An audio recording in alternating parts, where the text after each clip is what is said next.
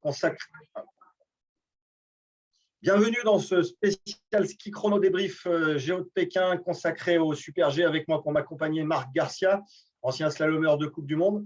Et pour ce décryptage de ce Super G olympique, nous accueillons un invité de marque, pas toi Marc Garcia, un invité de marque, Franck Piccard, champion olympique, premier champion olympique de la discipline en 88 à Calgary, qui va nous éclairer sur cette épreuve. Franck, on a Matthias Mayer, l'Autrichien, qui décroche un troisième titre olympique, son deuxième en Super G après celui de Pyeongchang issu de la descente à Sochi, devant un Américain, Ryan Cochrane, qui perpétue la tradition des outsiders américains, et le Norvégien de service Kiel 2, qui, dans la foulée de sa victoire en descente, est encore là. Franck, bonjour. Ça pique là, ce matin un peu? Bonjour, par contre, toi, je vois que tu es bien réveillé avec les bons jeux de mots, tout va bien. Et du café. Punaise. Oui, Franck, ton regard sur Matthias Mayer qui rentre un petit peu plus dans la légende avec ses 3 médailles. Je crois qu'on a un petit souci de liaison avec Franck au saisie. C'est bon, Franck? On t'a repris. Oui, je voulais avoir ton regard sur Matthias Mayer, triple champion olympique, 2 fois en Super G, 2 fois de suite. C'est la classe.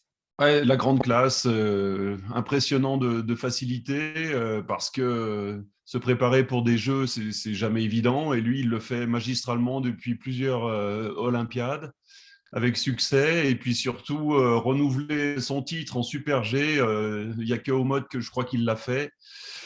Chapeau, parce que c'est une discipline, on l'a vu, ils ont navigué à vue, ils ont navigué sur une piste extrêmement rapide, fallait être un chat, fallait être puissant, fallait avoir toutes les qualités. Waouh, il est bluffant parce que bon, il était en forme, c'est vrai, en début de saison, mais pas aux avant-postes, et puis il répond présent pour le jour J, donc l'immense classe de Matthias Mayer. Alors, Matthias Mayer, ça t'a pas échappé, c'est le fils d'Helmut Mayer. Est-ce que tu dirais que c'est le digne successeur de son papa, que tu as bien connu, puisque tu l'as côtoyé sur le podium des Jeux Olympiques à Calgary? C'était ton dauphin. Ouais, alors je ne sais pas si tu connais l'anecdote, mais la première fois, quand il a remporté sa première médaille, en fait, j'étais en train de faire la tranche jus, et puis dans la montée du Rizou, il y a des… Je m'inquiétais un petit peu de la descente parce qu'on ne va pas se rogner non plus. Et je me disais, qu'est-ce qui s'est passé à Sochi? Et puis, il y a un spectateur qui m'a dit, c'est Mayer qui a gagné. Il a pris une revanche sur Piccard. Je dis, mais… Bref, j'ai rien compris. J'ai continué. J'ai mis ça sur le dos du ski de fond et de la grosse fatigue. Et puis en rentrant, j'ai appris que c'était le fils d'Helmut, et j'ai trouvé ça exceptionnel. J'ai même envoyé un message à Helmut parce que je trouve l'histoire tellement belle, et aujourd'hui encore, il prouve que c'est un très très grand bonhomme. Parce que Matthias, enfin voilà, il a 4 titres olympiques, c'est juste dingue, quoi. Monsieur Olympique bientôt. Enfin, 3 titres olympiques et 4 médailles. 4 médailles, ouais. Voilà, c'est ça. Ouais, c'est énorme. Marc, tu voulais évoquer, toi, le triple head sur cette neige chinoise. Qu'est-ce que ça t'inspire? Tu vois bien, Franck le sait, le matériel joue beaucoup dans toutes les épreuves. La qualité de la neige, j'avais appelé Franck hier. On avait discuté un moment ensemble en disant que c'était des neiges tellement particulières, trouver le compromis entre un ski hyper affûté et en même temps une neige qui prend aussi les skis. Et je pense qu'aujourd'hui, tu ne me contrediras pas, Franck, ça ne devait pas être simple non plus en Super G par rapport au tracé. Oui, c'est un tracé qui était vraiment vivant, avec beaucoup de rythme, qui m'a rappelé les bons moments du Super G, où justement, c'était pas une descente, c'était quelque chose d'original. Et vraiment, je pense qu'aujourd'hui, on l'a vu avec Alexis, qui fait une très belle course. On voit un Super G qui est super dynamique, avec des sauts, avec des tactiques, avec des moments très, très forts. Et bien sûr que c'est pas évident de s'adapter là-dessus. Il faut trouver le bon matériel, qui n'est pas du matériel de descente, mais qui n'est pas non plus un matériel de géant. Donc, c'est c'est là tout l'art de cette discipline. Et je suis vraiment bluffé parce que, effectivement, Ed réussit dans toutes les disciplines et particulièrement à Pékin. Est-ce que c'est un hasard ou pas? Je ne sais pas. En tout cas, pour l'instant, les chiffres parlent pour eux. Ouais. Mhm. On avait un peu peur sur ce tracé que ça soit un peu trop direct, descente et tout. Finalement, on a vu, comme tu dis, un super G original. Oui, parce que Ouais. c'est sur une ligne de crête et puis la forme de la piste est souvent en forme de vallon. Donc, ça permet justement d'aller chercher des contrepentes et j'ai trouvé le tracé exceptionnel parce que il fallait engager, il fallait prendre des risques, il fallait oser de temps en temps. Et puis, de temps en temps, il fallait être très malin. Et c'est ce qu'a fait un peu Matthias Mayer sur la fin parce qu'il y avait une longue banane. Et justement, il a mis un poids énorme sur cet appui. D'ailleurs, j'ai cru un moment qu'il allait fléchir tellement la compression l'avait assis. Et puis, finalement, il sort de ce goulet avec une vitesse phénoménale. Bref, il a été très très fort et C'est d'avoir malin. autant de lucidité en fin de parcours, bravo. Pour compléter le portrait de Matthias Mayer, on peut dire qu'il est, voilà, il est originaire d'Afritz, en Carinthie, qui était connu jusque-là pour être le village de Joseph Strobel, Pépi Strobel, ça va te rappeler aussi des bons souvenirs. Joseph Strobel, Salut, que ça rappelle de bons souvenirs. voilà. Manu Bunos m'a signalé que c'était désormais plus le village de Matthias Mayer que de Joseph Strobel, parce que il l'a vraiment dépassé dans la Il a légende. Donc, dépassé. Strobel, à ne pas confondre avec Fritz Strobel, champion aussi olympique. Ah oui, Joseph Pépi Strobel, était très très intéressant parce que justement, lorsqu'il est sorti, il avait un énorme dossard et je crois que c'était Lucho qui était en tête à cette Lucho, époque-là. ouais, Et voilà. Dossard 63 à Est-ce que vous me Val-d'Isère. recevez, les amis? Oui, Oui, oui. toujours. Ouais, Toujours. on a le son, voilà, on a le son. Voilà, si, c'est bon. Oui, Ouais, oui, Pépi Strobel qui avait remporté le critérium de la première neige avec le Dossard 63, je crois, ouais, 64, c'est et ça. qui avait privé Lucho de sa victoire. Voilà. Donc, Matthias Mayer a déjà une statue à l'entrée de son village, bon, qui ressemble un petit peu à une pierre tombale, mais avec tous ses faits de gloire. Mais là, ils vont devoir graver une nouvelle ligne à son palmarès. Ouais, je Un crois que petit mot l'Autriche sur lui la. doit beaucoup parce que Oui, ouais. il fait bien plus que d'être présent. Il imprime un sacré rythme aux Jeux Olympiques pour l'Autriche Ouais, depuis longtemps. Il tient la baraque depuis vraiment. longtemps. Et puis, quand Kriechmeier est en forme, ça passe avec Ouais. deux monstres qui sont à la fois dignes de leur passé autrichien et aussi presque aussi forts que les Norvégiens. Marc, tu voulais revenir sur l'écart qui sépare le vainqueur Matthias Mayer de l'Américain Cochrane. Ouais, ouais, il y a pas grand-chose, hein. Il y a pas grand-chose. 4 centièmes. C'est de nouveau encore des centièmes. Ça s'est joué un peu. Peut-être que, comme l'a dit Franck, hein, sur cette longue banane, c'est peut-être là que finalement ces 4 centièmes se sont joués. Mais après, tu peux toujours faire les comptes au départ, à l'arrivée. On a vu que Mathias a frôlé, tu l'as dit tout à l'heure, la catastrophe au départ avec l'impulsion où il est Ouais. parti un peu trop tôt. Et là, il allait effectivement, la journée aurait pu être différente. Mais c'est oui, 4 centièmes. Franck le sait bien mieux que nous deux que ces centièmes-là, que ces centièmes-là coûtent très Ouais, très coûte cher. cher. Ouais, cher. 4 centièmes, c'est combien? Ça fait quoi en centimètres? C'est pas grand-chose. Bah, disons que sur un Super G, ça fait déjà, ouais, ça fait pas grand-chose, mais ça Pas fait grand- quand même. Quand même. Ouais, C'est tout l'art ouais, de de ce ce sport. sport. Après, c'est vrai que Mathias a été vite sur certaines parties.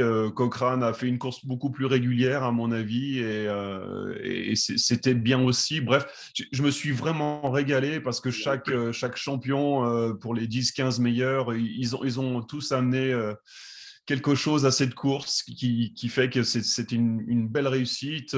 C'était pas monotone. J'ai pas regretté de me lever aussitôt. De se lever. Ouais. Euh, Laurent, Oui, si tu permets, j'ai une question pour Franck et vas-y. qui va peut-être le faire remonter un peu les émotions.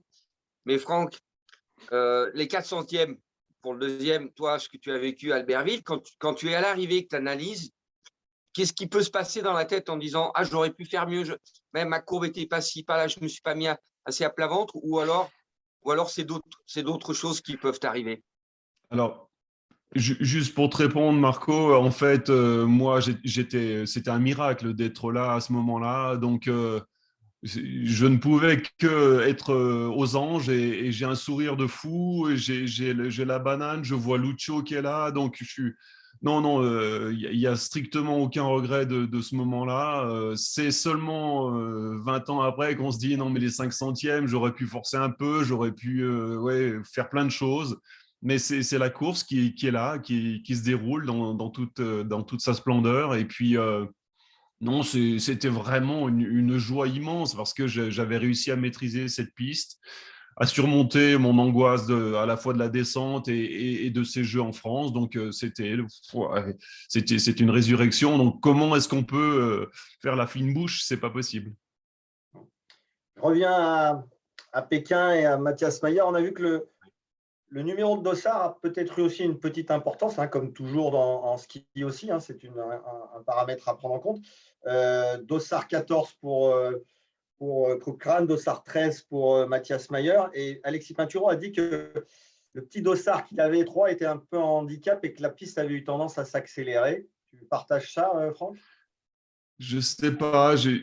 Oui, on avait presque l'impression que c'était un peu plus chaud après, mais enfin, j'ai pas d'opinion Oui, là-dessus. non, non, mais...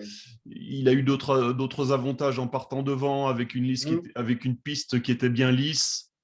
Et puis, pourquoi le 12 ne réussit pas? Pourquoi le 15 ne Ouais, réussit pas? Donc, je ne sais pas. C'est aussi.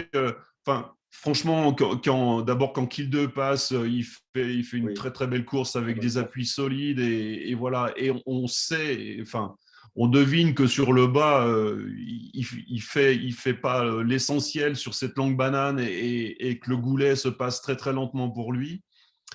Mathias Mayer fait une course intelligente et finit en boulet de canon grâce à un appui très très fort à cet endroit-là. C'était sûrement une des clés de ce parcours, mais moi j'ai pas. Enfin, Alexis n'a pas à rougir Non, non, cette non, non, course. bien Je sûr, trouve au on va. contraire très très très très bien. Enfin, il a super bien abordé le sommet de cette course qui était engagé, qui était rapide, qui était précis. Et puis ensuite, sur cette partie vallonnée avec les portes en contre-pente, il a manqué un peu de netteté. Et puis, pour moi, cette fin de parcours était pas suffisante. Alors, il n'a pas encore la finesse du Oui, descendeur pour savoir qu'à oui, cet endroit-là, il fallait être très, très doux et c'est appuyer très ça. fort. Donc, voilà, il a fait une très belle course et je l'attends et on peut tous que l'encourager pour la suite. Ah merde. On s'est aussi aperçu qu'il y avait. Je suis parti. Ah, Non, mais ça va. mais tu es toujours avec nous avec la voix, hein, heureusement. C'est toujours avec la voix, C'est Franck. bon, c'est bon, c'est bon. Ah. Petit aussi fait de course, on a vu qu'il y a eu pas mal de favoris qui n'étaient pas en bas. Odermatt, Franz, Feuys, champion olympique de descente. Ça a fait aussi des dégâts, hein. Oui, ça fait énormément de dégâts, mais c'est justement parce que c'est un super G très difficile avec toutes les qualités qu'il faut pour naviguer à vue. Et puis, ben, c'est des champions qui ont pris des risques. C'est Ouais. ça qui était intéressant, c'est que chacun a tenté au maximum de tenter sa chance au maximum, que ce soit sur les sauts avec des trajectoires pour certains trop tendues, et puis Odermatt fait une course un peu heurtée de temps en temps, et sur cet appui justement où il a voulu appuyer très très fort, il se fait visser, et donc Ouais, voilà, c'est le jeu malheureusement c'est le jeu. pour lui, mais ouais, il était dépité hein, quand même sur le bas. Ouais, Je pense qu'il attendait énormément de cette course. énormément. Ouais. Marc, tu nous fais un petit bilan des Français?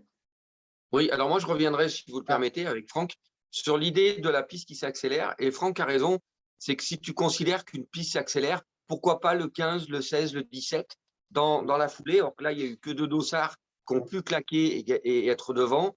Donc, en général, les constats, quand les pistes s'accélèrent, c'est que tu constates que ça se multiplie sur les dossards derrière. Donc, c'est peut-être aussi une réponse à ta question. Euh, je pense que ça confirme ou ça complète ce que disait Franck. Ben, les Français, bah, voilà. Mathieu, on sait Mathieu comment. Bellé est Moi, sorti. ouais, bah oui, de nouveau. Et comme l'a dit Franck, il a tenté, il a risqué, il a tendu les trajectoires. comme Feuz, comme d'autres. Ça fait partie du jeu pendant ces épreuves olympiques. Blaise, moi, je trouve qu'il n'a pas si mal skié que ça. Bien au contraire, il a fait une belle course. Il espérait mieux. Il a fait une belle course avec son dossard. Que dire d'autre, Franck? Ouais. Et puis bon, Pintu, évidemment, mais Pintu, je crois qu'il n'a pas à rougir. Il a repris des bonnes sensations sur ses qualités de neige dans l'objectif du combiné, dans l'objectif du géant. Et c'est surtout ce qu'il faudra retirer de positif pour lui.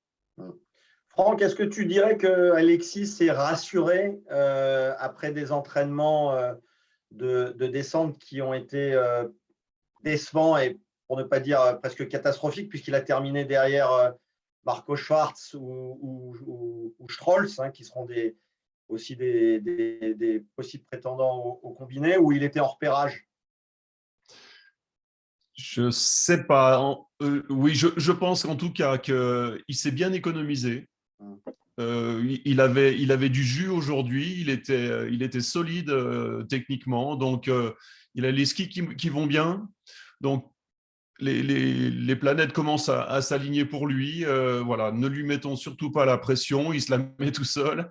Voilà, qui vive les jeux comme il l'a fait jusque-là. Et ça devrait aboutir.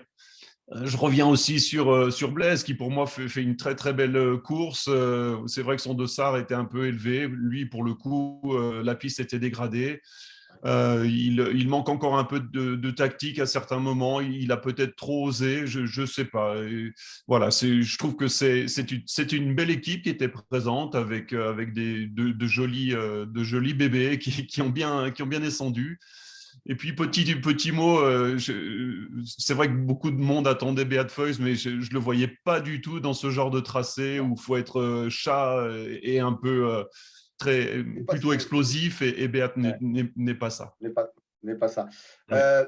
Dernier petit mot sur le combiné hein, que vous évoquiez tous les deux. Attention à Matthias Mayer, je pense qu'il va prendre le départ du combiné, si ça se trouve.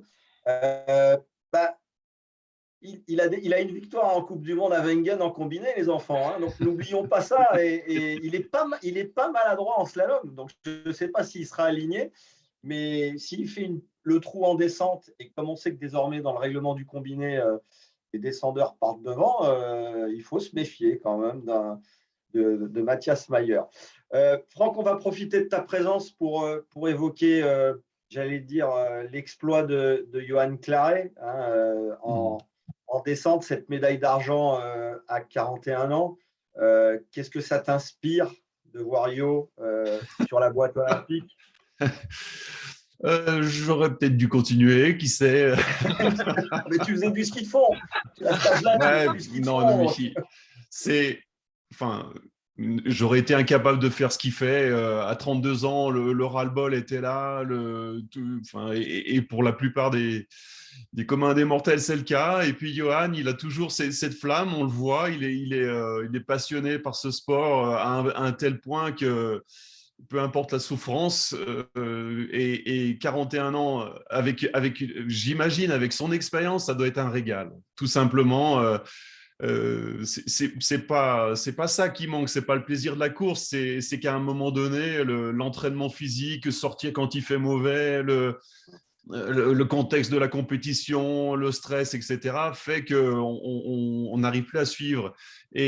Mais par contre, lui, juste pour le plaisir de la course, il est encore là et je trouve ça magnifique. Et c'est tant mieux parce que ça montre que l'expérience joue dans ce sport. On le savait déjà sur les disciplines de vitesse, mais c'est juste dingue. Il nous bluffe vraiment. Tu as dit, Franck, que hier, je t'avais eu à propos pour avoir une réaction sur Johan Claret, tu as eu ce petit trait d'humour en disant qu'avec Guy Péria et Johan Claret, vous alliez fonder le club des médaillés d'argent olympiques. qui est un club encore plus sélect que celui des champions. Ah oui. Ah oui, tu le sais, Laurent, on est peu nombreux et puis on y tient. On est moins nombreux que les médaillés d'or, donc c'est un club qui est super restreint. Donc on va être très très sévère. Il faut que ce soit un écart de moins de 10 centièmes, hein, c'est ça? De moins de 10 centièmes pour y participer. C'est un club qui aura de la gueule. Franck, merci de ta présence pour ce ski chrono débrief qui était ma foi très sympa. On va saluer la médaille d'argent de Tesle 2 cette nuit, qui n'est pas passée non plus loin de l'or. La France, pour l'instant, bute sur ce mur vers l'or. On croise les doigts avec ce mur d'argent. Ce mur d'argent avec les biathlètes. Quentin Fillon-Maillet et bien Jacquelin qui seront en piste dans quelques minutes sur l'individuel. Et puis, Marc, je te propose, tu seras là demain, fidèle au poste. Ce n'est pas moi qui serai là, c'est Emmanuel Bunoz qui s'occupera du slalom féminin. Et on vous souhaite une bonne journée à tous les deux. Merci. Allez, je vais me coucher. Francky, merci d'être avec nous. C'est super merci sympa. Tu sais qu'on t'adore. Merci. Salut Franck.